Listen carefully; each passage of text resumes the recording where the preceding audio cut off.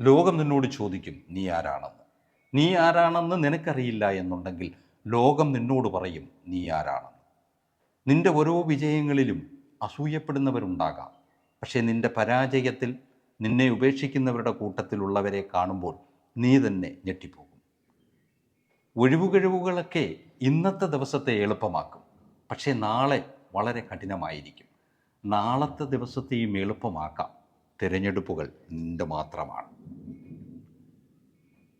വായുവും വെളിച്ചവും ഒക്കെ യഥേഷ്ടം ലഭിക്കുമെന്നുള്ളതുകൊണ്ട് വംശവർദ്ധനവിനുള്ള ഒരു വിത്തുകാളയായി നടക്കലല്ല ഒരു മനുഷ്യൻ ചെയ്യേണ്ടത്. നിന്റെ ഉത്തരവാദിത്തങ്ങൾ നിനക്ക് നിറവേറ്റുവാൻ തയ്യാറല്ല എന്നുണ്ടെങ്കിൽ, കഴിയില്ല എന്നുണ്ടെങ്കിൽ, ഒരു കോണ്ടം ഉപയോഗിച്ചുകൊണ്ട് വംശവർദ്ധനവിനെ തടയുന്ന കാളയായി ജീവിക്കുന്നതിൽ നിന്ന് നിനക്ക് രക്ഷപ്പെടാം. മതം അനുവദിക്കുന്നുണ്ടെങ്കിൽ, നീ മതവാദിയാണെങ്കിൽ.